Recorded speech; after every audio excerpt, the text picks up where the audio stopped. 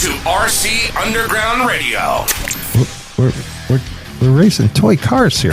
If you've been looking for a podcast that talks about one RC tracks, suppliers, and events, then you're in the right place. I haven't changed my underwear since the Kenman. I'm not kidding. I'm not kidding. It's I didn't the want same. to go there. It's this.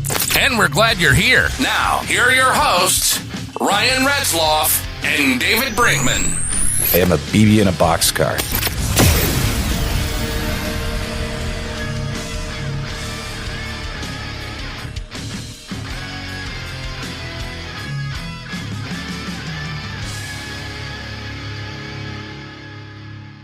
All right, Ryan.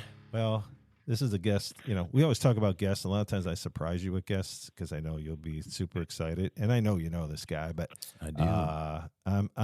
I'm this time I'm the one that's really geeked out to get this guy. I've known I can him, tell a little bit. known him for a long time. Yeah. He's a big player in the RC world, and I think it's just really going to be fun for us and our listeners to hear his story. So today we talk to the voice of RC racing.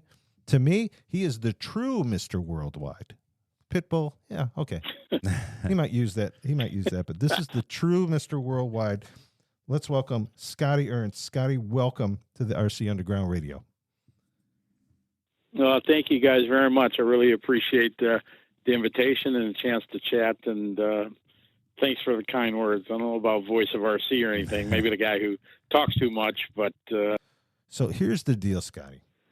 You know, I know you do a lot of TV and radio, but on this podcast, you know, there's no 90-minute news sections or, you know, there's not going to be little sound bites. So we have no limits. So, you know, we want to purposely get into the weeds. We kind of want to get down those rabbit holes. 32 years of RC racing. There's a lot to talk about, right? Boy, you say it like that. I'm like, damn, that's a long time, ain't it? Yeah, I got in RC 88 when I got out of the Navy and kind of jumped in RC in 89. So, yeah, it's been a long time. When did you find RC? And you said, you know, when you came out of the service, but what impacted you so much that you jumped into it with both feet for 32 years? I got out of the Navy. I heard an ad for trackside on the radio, and I went to the track. I walked in, and I just remember the feeling of wow, like what is this? I was never a hardcore race fan when I was younger. Interesting in racing, and sure, but never followed it or anything like that. And I just walked in. I'm like, wow, this is amazing. And I just got out of the military, out of the Navy. I didn't have really any money, so I couldn't buy like new cars or anything like that. And I always remember going up there on race days and watching just as a spectator and walking through the pits and just standing at the counter and looking at the cars. Oh man, it would be if I get this plus this, oh, it's going to be this amount of money, blah, blah, blah. And just couldn't do it. And I finally, one of the local guys was selling a used Gold Tub RC10 with an old, ProTech timer charger, click, click, click, click, 15-minute thing, and old Magnum Junior radio. And I bit the bullet, and I don't remember how much I paid for it, but yeah, that kind of got me into dirt oval racing when I first started. Oh, that's real awesome. Now, if we transition from there, when did you do your first international event? And did you think my first international race? I won the Tamiya U.S. National in the Tamiya Championship Series. Went out to California, and I won modified 4-wheel drive sedan, and won a trip to Japan. Wow! To race at their World Championship. So went over there and had just an amazing experience. And I had been to Japan when I was in the Navy, so that was really cool. And never thought about organizing a race, or back then I wasn't commentating. I was just running the weekly races at trackside. But it just kind of one path led to another to kind of get us where we are here, and never saw it coming. And it's just just crazy how the hobby has led into a career and an unquestionable passion. So when you went to that qualifier race in California, like, were you going there thinking, yeah, I'm going to do pretty well in this? Or were you like, oh, that's going to be fun? You know, it's kind of cool to travel. No, I had no guesses that I was going to be fast. I was going to California, the heart of, touring car racing in the late 90s. It was, it was the mouth of the lion, or the pit there. I never thought, and throughout the course of the weekend, it ended up doing pretty well, and just had a different strategy than the other guys. And I tried to, it was the tortoise and the hare. The local guys were so fast in mod sedan, and I wasn't as fast, but I was faster for the duration of each qualifier, where they would really slow down at the end, and I just paced myself, and in the end, I ended up being the fastest one, and I won, and won all expense paid trip to Japan, and yeah, it was amazing. That's incredible. It's funny because it's like you kind of said it. It's like the consistency, right? You didn't have to go out and turn the fastest lap. You just were smart about your strategy and just lay down consistent laps, those median times. And sometimes that's what gets you there. That gets you the race, right? That's just blows Absolutely. my mind. It did that, at that race and everything. And I kind of used that a lot, in those days of racing, and when batteries were stretched to the limit and you had to run as fast as motor as you can. And I just came up with some different ideas that worked and made me one of the fast guys, and it was a great experience. And I built a great relationship with the Tamiya company. Mr. Tamiya ended up coming to trackside later in the years when I had owned it. And there was a big hobby show in Chicago all the time. And they came up to do some hobby shop visits, and Mr. Tamiya came to our location where trackside is now. And, it was great. And Fred Medell, who is the head of customer service at Tamiya USA now, he was a co-winner of mine. He won a front-wheel drive class and went to Japan, and we built a friendship, and we've been friends since that day. He just texted me yesterday, and, it's amazing, the friendships and relationships you make because of this hobby. They're, for decades. Yeah. It's so very true. Going back to kind of the early days when you got out of the Navy, and thank you for your service, by the way. Oh, my pleasure. When you left the service and went to trackside and would just watch all that, and it blows my mind. It's crazy to me that trackside's been around, for so long, because I walk in there and it just, like, I don't know, I feel like at home. But to hear of all the stories, you know what I mean? Because I was 10 years old when when you guys were, when I think about 10 years old when trackside opened up, but. And I could never get over there. And I, like you, I couldn't afford it. And I had to wait till I was in my 40s to start really getting into RC and being able to afford all those things. But, the time that you spent just watching, knowing you couldn't afford it, but just being a spectator, do you think that, watching everybody else fail or other people succeed, I mean, was that a big part of your success, Scotty? I don't know. I mean, I never... when I went there and was just watching, I was trying to meet everybody and learn what I could. Watch the old owner who owned it, who I eventually bought it from. Just watched how he ran the business.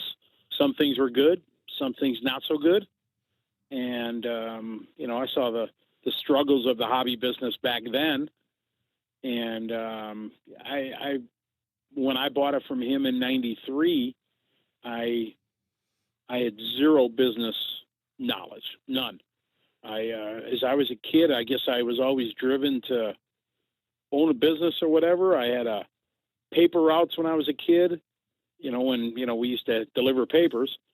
And when it would snow outside, all my friends went out to have snowball fights and play football or whatever. I grabbed my shovel and walked around the neighborhood to shovel sidewalks and make money. When summertime, I walked around with my lawnmower, and got $5 for cutting lawns. So I always, I guess, wanted to be in business, and I just thought about what I like when I first opened. What do I like when I go into a business? Even though I was young, I was relatively young when I get a business, but the one thing I thought was lacking was customer service. And that's kind of what we tried to build our business. That's what we focused on, to try to help people and work on their cars and not charge them. If somebody needs a tire glued or this fixed or something, just try to teach them, and hopefully it would flow downhill that they would teach somebody else, but never charge for stuff like that. And I think providing the best customer service was the biggest key to our success. Yeah, and that's very evident today. Even at that, because I've been to other hobby shops where you don't get that level of customer service, and it's disappointing as someone who's trying to grow in the hobby, and then you kind of get the door slammed in your face. And it's crazy. Even going into trackside today, it's unbelievable, kind of the groundwork that you laid for that customer service and that expectation that customers have walking into that. Because I got hooked on the street stocks because it was entry level into 10th scale. I've been running the 1RCs, Dave and I, and at the underground and whatnot, and I wanted to get into that. And I walked in, and there was I think they had the Team Associated Nationals there, and you had to park. You had to pack almost a half mile away. I was parking across Capitol Drive to get there, almost, and I walk in and I'm just looking around, and it's just some guy came up. Hey, can I help you? I was like, man, I'm just looking around. I'm thinking about doing this. He's like, come on over here. Let me show you. He goes, what are you racing today? And I tell him, and he goes, well, check this out. Check this out. What are you into? And and I'm just like, give me one of those and give me two of those and a box of those. It was nice to see somebody so passionate about the hobby trying to get, somebody green into it. And that's what I like. And so I like your point about the customer service. I'm a big proponent of that myself. I think there's a lot of value in it. So no, it's just an interesting story. But Japan, wow, my goodness, that one gets me too. Yeah, I think. Japan was amazing, but the customer service thing, I think, is lost in a lot of places, and everybody sells the same thing. It doesn't matter what industry you're in, you can get that same product and everybody pretty much now sells it at the same price. So how can you differentiate yourself and make yourself different? And I had a rule in our store: 5 feet or 5 seconds. Somebody was in the store for 5 seconds, or they 5 feet in the front door, they at least got acknowledged. Even if I'm across the store working with somebody, I say, hi, how you doing? I'll be with you in just a few minutes. Just to acknowledge. And I think about that all the time. I go in the store now, and it's crickets. Nothing, no welcome, no nothing. And it's the little things in life, I think, that you do in your business that can make it better. Yep. Because people buy from people, right? And if you're treated with right, respect, exactly. Yeah, it goes a long way. So Scotty. Then price doesn't matter. Exactly. So Scotty, when was the first time then that you transitioned from racing and then started to get involved in the actual events themselves and the announcing and actually promoting? When did that spark kind of start?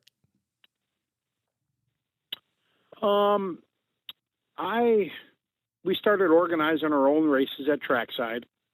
Through the years, obviously I would commentate, 3 times a week. When we raced Tuesdays, Fridays, and Saturdays, I think was our schedule back in the day. And so I just would announce the regular races. And then when I would travel around and go to these races, and people heard that, I was commentating, not at the level that I am now, but hey, Scotty, you want to call this race? Whatever. I'm like, sure, no problem. Try to, help out. Then the first like real gig I got was when Mike Reedy called me up to ask me, hey, Scotty, would you like to come out to California and announce and race direct the Reedy Touring Car Race of Champions? And I mean, Mike Reedy was an icon in our industry. I mean, absolutely. He was for the young crowd. They don't really know. They see the name of the batteries and motors and stuff like that, but they have no idea what a iconic figure this guy was. And he, he asked me, "Hey, Scotty, we'll fly you out here. We'll pay you." And I tell a story. I was like, "Man, it's Mike Reedy. I'd have done it for free." Yeah, right. I mean, it was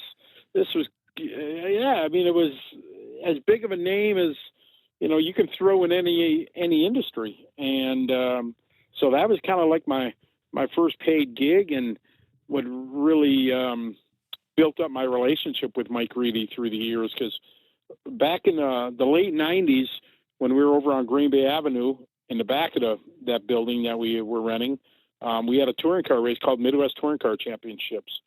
And do you guys remember when there was the Chicago Hobby Show? Absolutely, yeah. Used to go down to Chicago and they had a big hobby show. Right in Rosemount. Yeah, I mean, that was yeah, exactly. So Mike would always be there in the associated booth, and we were having a touring car race called the Midwest Touring Car Championship, and just people from the region.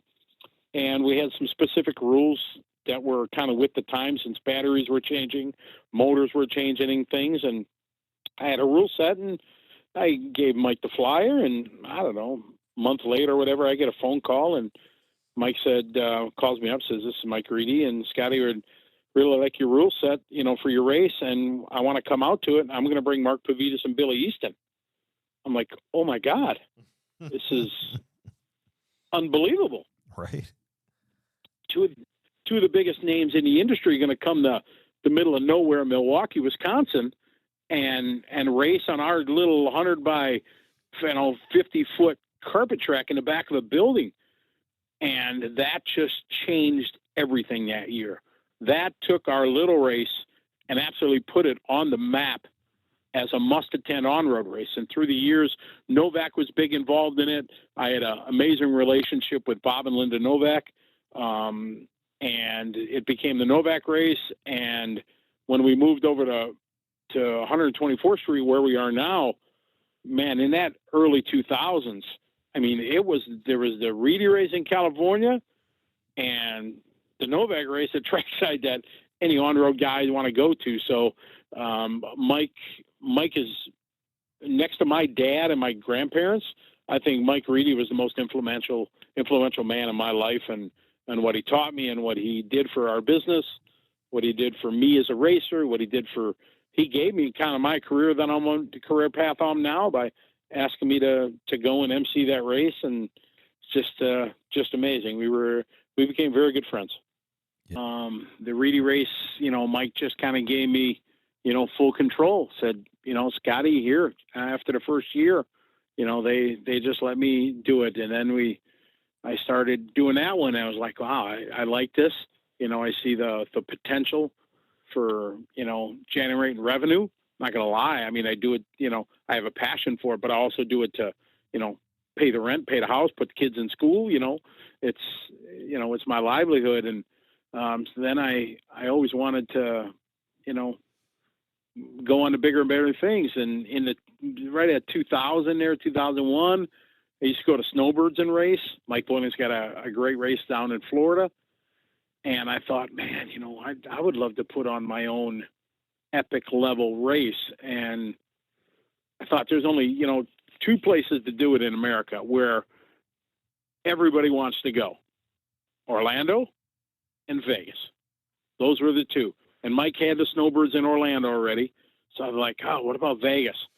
So I started looking into doing a race at Vegas, and I ended up putting the pieces together and putting my neck on the line in my house and my entire livelihood, signed a contract with Stardust Hotel and rented a ballroom. And, way before there was social media to get the word out, we put on a massive race in the ballroom of the Stardust in 2005. And everybody in the on-road racing world was there from around the globe. And that was like my first big international race. I did a Reedy race, but that was kind of given to me.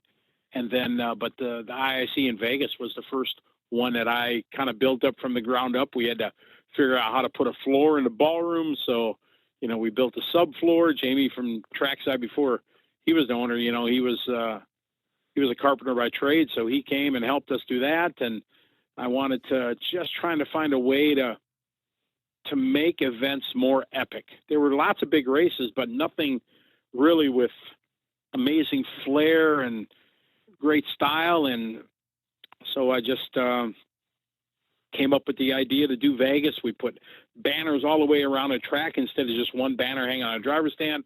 I had a driver's stand banner that was 25 feet wide, 11 feet tall. That in that first day in 2005, there was a curtain, and we closed the curtain. The driver's stand banner was behind that. We stood on the stage at the Stardust Ballroom, and that's kind of where our driver's stand was. And everybody was in sitting up, and once everybody was set up, I opened the curtain, and there's this big 25-foot banner, and people applauded. And I'll never forget that moment that I was like, wow, we're really onto something here. And then it just grew to be a iconic race. And unfortunately, I had to move it around hotels as they tore the Stardust down like the month after we left, and had to move it around. We went to it was crazy. And, finally there, a couple years before the pandemic, whenever the last year was, 18, I think, Vegas just got too expensive for the RC industry, and I couldn't do it anymore. So we had to pull the plug. And I don't have any remorse or just sadness, of course, because that was my baby. We did it for so many years, but it changed.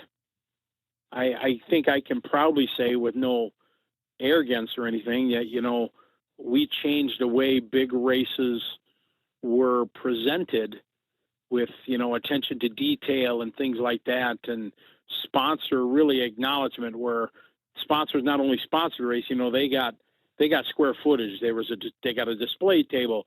They could showcase stuff. Their banners were all the way around the track, because a lot of companies thought, I'll sponsor it, and here's a banner. But the thing I tried to instill in the manufacturer is that, hey, when people take a picture of this car going through a corner, the background's got a banner on it. And that picture is going to stay forever. And now if you fast forward years, once the internet came, all the pictures are on the internet, and this company is in that picture. Videos are, you pull up any video, and all these companies, their banners are in there. And I try to instill that into manufacturers, say, listen, you're not only sponsoring this race for now, but for the future of your brand being out there. And that really resonated with the industry. And, in a positive way, I think we really affected the way big races are and the way sponsors expect to be treated at a big race and what they get for their dollars investment. So it's things I'm truly proud of. Yeah. And back then, Sky, if you think of it, like, nobody used the word brand, right? So you were you were kind of educating them on, this is a brand. It's not just the name of the company because it's your LLC. It's like, make a brand, like make people want your product based on your brand. And I think you were kind of one of the pioneers to make them understand that, and then see it and actually profit from it. I surely tried to, like I said, instill that in people. And I think, back then there were still a lot of up and coming young companies that were starting out. And it's like anything in business, you want to get your brand out there. And the brand might not sell at that moment, but if your brand is in enough eyes and people see it and they're reading through a magazine or whatever, like, oh, XYZ come, oh yeah, I remember seeing that. Let's look it up and see what they're about. So that was the ultimate goal, and thankfully we kind of hit a formula that worked. Yeah. Now, for people that maybe not completely familiar, if you're in the RC world, I find it hard that people don't know Scotty Ernst. But let's just say that there is one that doesn't. Let's just give them a sample of your schedule. All right. So I just went out on the internet and looked around on your site and some other things. So one of the comments you had on there was around the world in 2 days. Then it said March 8th at the Asian On-Road Championships, March 13th in the UK, March 30th, Tennessee for Psycho Nitro Blast. Your frequent flyer miles have to be just off the charts. Any idea how much you fly in a year? Yeah, in the year before the pandemic, I mean, I started kind of keeping track of it, and the frequent flyer programs, they kind of keep track of it. See, when did the world shut down? 2020, right? So 2019, I flew a little over 300,000 miles. So I flew to the moon, turned around, and started coming back. That's crazy. Wow. That's crazy. Well, even just that, like what I looked at, I mean, that's just a matter of days. And you're in Asia, the UK, and Tennessee. That's just wild. Where do you find all the energy for that? I fly in the continental U.S. and I'm tired after a 4-hour flight. I drive 30 minutes to work and I need a nap. Yeah, what are you talking about? I don't know. I think my joy for what I do, really helps. And I'm not going to lie. It's harder now as I get older. For sure, coming after the pandemic, it was extremely difficult because I was doing it there, 2016, 17, 18. I mean, I'm on the road, 20 weekends a year. You know what I mean? I was doing it a lot. And then just full stop like that for 2.5 years. I was like, man, it was hard. The jet lag was harder to get over. I was really worried about my voice because, people hire me and pay me to come in and do what I do. And I was really worried about my voice not being able to survive. Once before the pandemic, and I was doing it every week, it was no problem to get through a 4-day event and, blah, blah, blah for, 12, 14 hours a day. It was okay because my voice and my system is used to it. But then when I had to start back up again, I was really, them first couple events, I was pacing myself like I never paced before. And I never won 100% till, I could see the finish line, a couple hours left in a Sunday. Then I was able to put the pedal down. Well, anybody who goes to an RC race, obviously it's fun to watch. It's exciting, but then you add Scotty Ernst to the mix, and there's the entertainment, man. They're just you can see and hear the passion, for just a heat race, right? And it's no joke. You can tell it comes through your voice, Scotty. You are like into that heat race. You're into the getting ready for the next heat race, and you're fired up to watch it as much as you are to call it. It's really something. No, thank you very much. I truly appreciate it. I truly try to give the O main the same energy as I give the A mains of any event, because to those guys in the O main, that is their world championship. That is their big, that is their A main. So I feel I would feel unfair to the guys if I didn't put the energy into the lower mains as I do the same energy that to the A main, because everybody paid the same amount of money. Everybody wants to have the same positive experience at our events. So I work extra hard. In fact, maybe I even work harder at the lower mains to try to give them their moment in the sun and, a chance for them to stand and get their name called and stuff like that. Sure. And that, I don't think there's anywhere more evident than that at the RC Chili Bowl. So let's just open that door and walk in and talk about it. Probably one of the biggest events that goes on during the year. I imagine, Scotty, that was kind of your brainchild to come up with RC Chili Bowl. Where it is now, yes. The concept and anything, no. It was started by a local guy down in Tulsa named Scott Butts, great RC racer, and they have the full-size Chili Bowl midget race going on in the same property. So Scott had the idea, why don't we all just rent one of the buildings on the property and throw an RC race together? And they did, and it became very, very popular. And he wasn't doing it to make a living or anything. He was just doing it to have fun. But then it started to grow and grow and grow. And, it wasn't, he had a full-time job. So this wasn't like his full-time job. And then when it got so big, then they started having some problems. The logistic and organizing side of a massive event like that, there's a lot that goes into it. And the racers who were attending, they weren't really nice and fair to Scott, the guy who was organizing it. He had problems, and they really gave him a hard time. And finally he said, I'm out. So I was actually over in Germany doing a race, and I got a message that they weren't, the people that were doing the Chili Bowl weren't going to, the RC Chili Bowl. They called it Chili Bowl Junior back then. And they said, they were going to be out.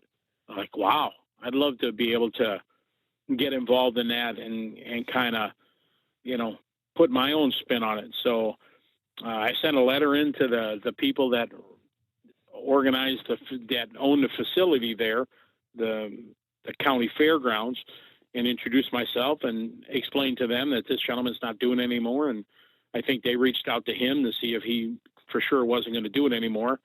And they allowed me to rent the space on that weekend. And then I just kind of put my spin on it. And I had the vision of, all right, we're on the same property. We're a quarter mile away from the biggest midget race in the world. The who's who of dirt oval full scale is racing over there. We need to get those eyes on our hobby.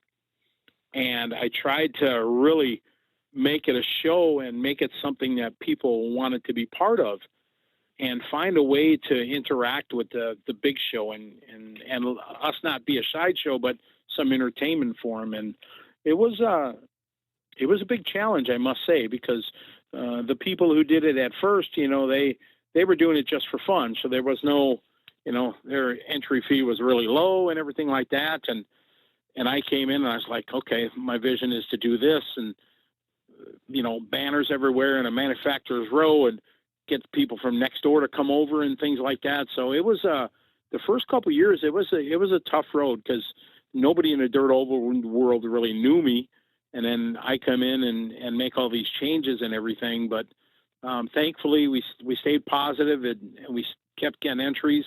The guy I found, his name is Travis Young. He's the guy who builds the track, because my first hurdle was, who am I going to get to build a track? I don't know how to build a dirt oval track. I can't do that and organize and announce and everything. So I talked to 4 or 5 people, and they all said the same thing. You got to call this. You got to call this guy. So I called him, kind of told him what my vision was and what I planned. And he, not knowing me who I was, he trusted me and came on board the first year. And we've had a partnership that's been just amazing now for 9 years. And this year, it really was everything I had hoped for the RC racers that were there, for our industry and everything, really came to be, because they, for this is the second year, Brian Dunlap is a big guy in the midget world, and he was working with Cruise Pentagon. Clue Connors from Wits Racing sponsors the RC race, but they also sponsored cars in the big show. And they rolled the cars over, and they came over to our race this year on Wednesday and set their cars there. And Cruise Pentagon was there, two-time NHRA champion was there.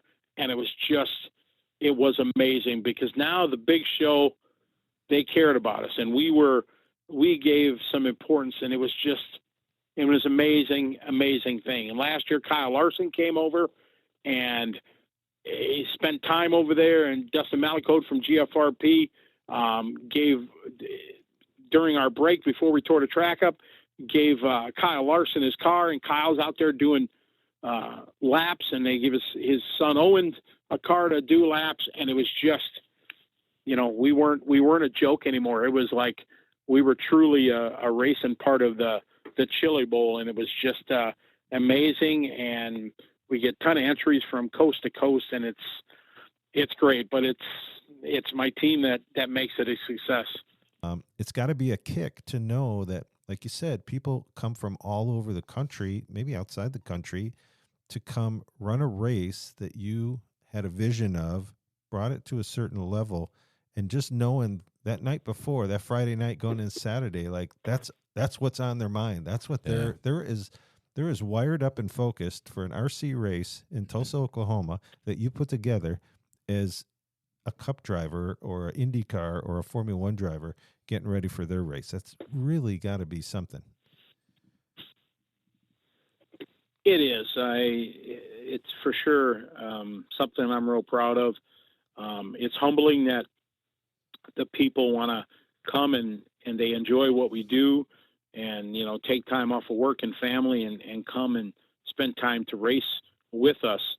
And it's very humbling to me and makes me proud. And I think that's what drives all of us that are on the team that put it together to work so hard to make it happen. I'm good friends with Lori and Monty Hess, locals there in Tulsa, that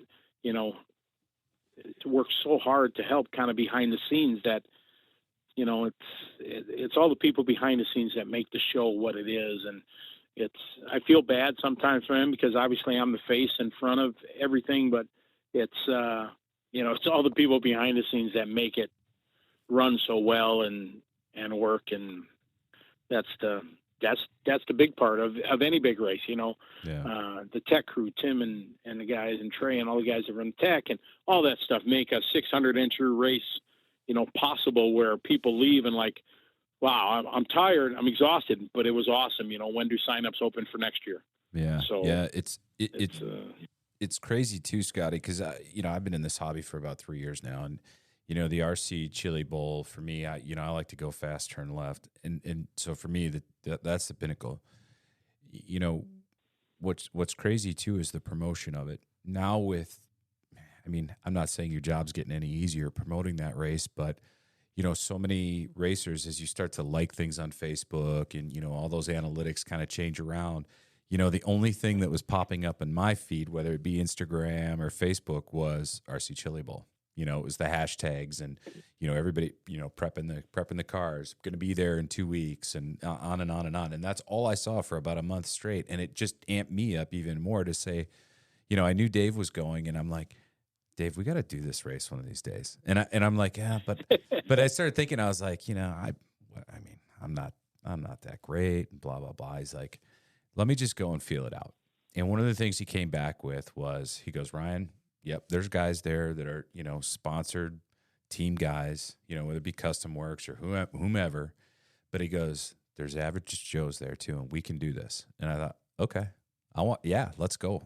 So it's on the top of the bucket list to get there. But, again, getting into the hobby, but then seeing, everybody talk about this race. It is the one you want to be at. And, I think I don't know. It's hyped up, and the cool part of it is you've got, again, people from all over the country, and you've got manufacturers there. You talked about doing that in some of your earlier races. Having that vision, getting manufacturers in there, not just putting up a banner. No, you're going to have a booth, and you're going to display your products, and you're going to show us what's new, and so on and so forth. Because that's part of it too. That's part of what lures a guy in, right? Because they're looking for, if we can find a product that's going to save us 1/10 of a second, we're buying it, right? So it's neat to have all of that there. It's kind of a one-stop shop. You come in, race, and just hang out with your buddies and learn more from a lot of the pros too. So it's on my list. What I was going to just jump in there really quick too and say, Scotty, is it so emulates what goes on across the street, right? Because back in the day, you talked about some of the big names that would race. You would go to that race to watch them race in their designated heat races for the big guys, where at the RC Chili Bowl, you're racing with them. You're up on the podium with some of the top stars in the country. I'd love to see that. I don't know if the whole sport is kind of going that way, but to see that at the RC Chili Bowl, you had some big, heavy hitters, and then they're there, with somebody like me, just up on the stand, and just what an opportunity. That alone is the reason to go there, because you get to see what you got against those guys. I think Matt Murphy brought it up. He went there, he was a no-name, and he went out and he won the darn thing his first time out. Like, that gives me inspiration, is just the fact that maybe I could pull something off. Maybe I could go pull off and win my main. I don't, and who knows? Make a name for yourself. Yeah, exactly. Right. I mean, that's the cool thing about it. And that's the same thing that's happened across the street, right? You could be running with whomever, right? And you could be some guy that just pulled this thing out of the barn, right? And used to wheel a car and make the main, right? Race your way up, you know? Exactly right. And we had changed the format for the Chili Bowl after I think our second year or whatever to try to do it different, because spectators don't understand our standard, IFMAR qualifying. They understand heat races, and a 20-lap heat race and 40-lap feature and stuff like that. So we had changed it, and it's exactly what it is. Excuse me. That the average Joe that's the fast guy at his local dirt track is on a driver stand, with, Dustin Malicote and Max Fleur and, these guys that are, legends in the dirt oval world, and they're sharing the same driver stand with them. And that's part of what we wanted to do. And it's worked really well and keeps driving us to do better. Yeah, for sure. So, we talked a little bit about your passion, and you raced, and I saw that recently you raced at the Midwest Carpet Nationals, I think in Michigan, and you were running what, 2-wheel drive mod, short course, and I think you ran a stadium truck too, if I remember. How did that all go for you? It was a blast. I love racing. And, I haven't been able to do it as much as of late, which I'm definitely trying to change that so I can get back to some racing. But after I started the race in Cleveland the week after the indoor champs, a carpet off-road race. And some of my good friends that I've raced with, Brian Lutz and Jose and Chris Garay and Craig O'Brien and his son Tyler, they all kind of gone on me, Scotty, in March, are you working that weekend? And there's going to be this race in Michigan. So I kind of protected it on my calendar. I put it in there that the race was there. So I would try to not to take a booking that weekend and maybe have a weekend of me time, go racing with the boys. Right. And it all worked out. It worked out. We went racing, and I had a blast. I've always been a short course fan because I know what it did to our business at trackside when short course came into the market. So I've always supported it, loved it, and always raced it. And then I wanted to run some 2-wheel buggy modified, and they got a great track over there. And it was a lot of fun to race and have a good time with my buddies and just get behind the wheel again. Sure. So at trackside, I know just a few weeks ago, there was the big oval race. I think that's what Ryan was mentioning. Yeah. Yep. That did you promote that race, or were you just there helping it, or did you? No, I wasn't. No, unfortunately, I was out of town that weekend. But okay. Jamie had the idea, and his guys kind of talked him into it here last year. We should convert the off-road track to a big dirt oval and run loose dirt and run 2 tracks. So they had the clay in the back for foam tires, and then they made a loose dirt. And it turned out to be a tremendous success. I wish I would have been there, but we would have had to fly you in with the helicopter, Scotty. You weren't parking anywhere near that place. I drove by and I was like, yeah, I don't want to walk a half mile, but I'm going to anyways. It was a hell of an event. It was awesome. Yeah, it was great, and hopefully next year if they do it again, and I'm sure they will, I'll be able to be in town and help them out and be part of it, and maybe race a car or something. It'd be fun. Well, then we'll have to park 4 miles away. So let us know ahead of time, because we're going to park a car in the parking lot like a week beforehand. Yeah, so bring the camper. I mean, there's so many people that do that. Yeah, it's crazy. Right. Exactly. So, hey, Scotty, we know as far as we know, you're probably catching a plane in 2 hours to like Asia or something, But we really appreciate you taking this time. Some great stories. I knew there would be. You're one of the pioneers of this. I mean, when you talk the names Reedy and you talk the name Novak, I know you'll roll your eyes, but you got to add the name Ernst up there. You're at least on mine, if not others. You are on my RC Mount Rushmore for sure. You've taken this sport and made it legit. You put your heart and soul into every event you're ever at all over the world, and that is just crazy to me. But most of all, I would just appreciate it. Yeah. If you hadn't done half the things that you've done for this hobby, honestly, and I know you're going to say no, it would not be where it's at. It wouldn't be known the way it is. So just thank you for your heart and passion for this hobby that we all enjoy. Yeah, and thank you for the history lesson too. As a younger guy to the hobby, it's neat to hear kind of how this hobby in sport has kind of developed, and your part in that, and that's neat to understand, right? Because I walk into trackside and it's like, you get chills, and it's you who helped grow that place, and just neat, and everything you've done elsewhere for the RC Chili Bowl and all that stuff. It's interesting to hear. So I soaked all of that in. This has been a lot of fun for me.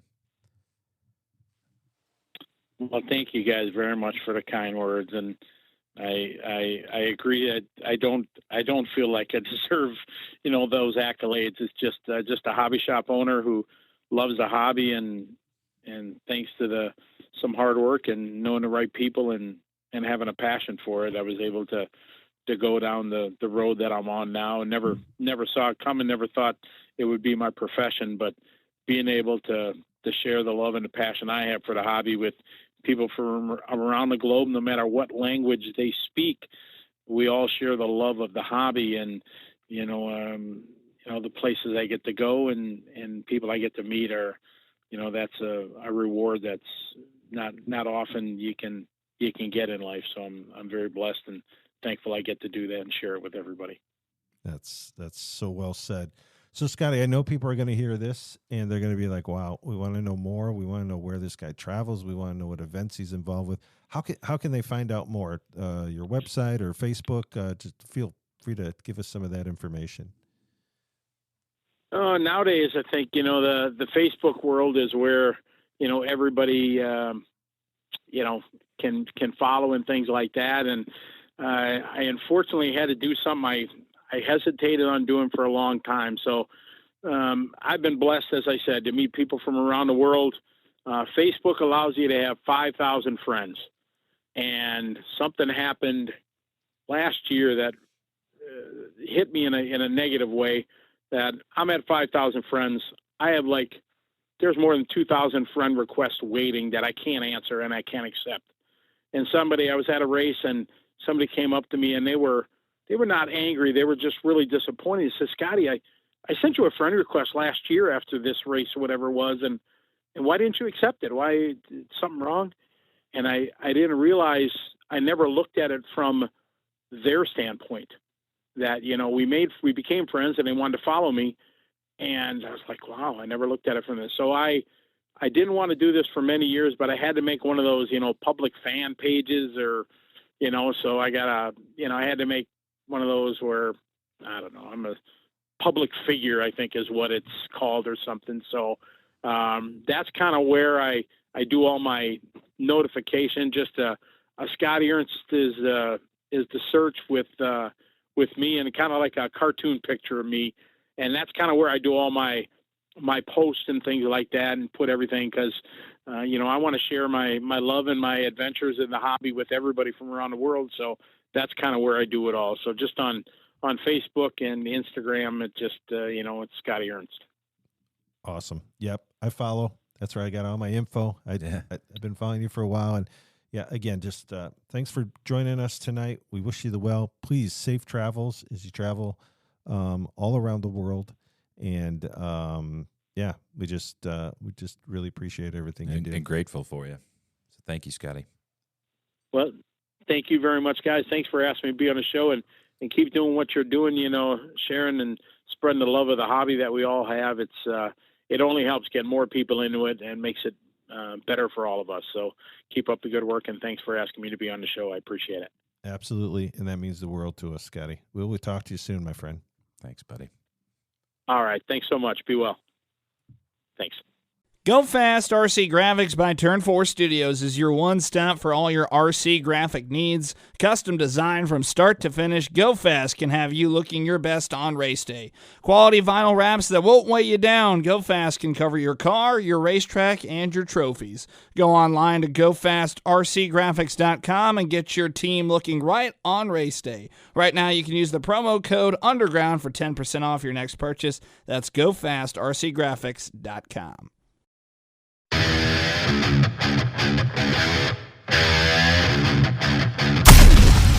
You've been listening to RC Underground Radio. We hope you've enjoyed the show.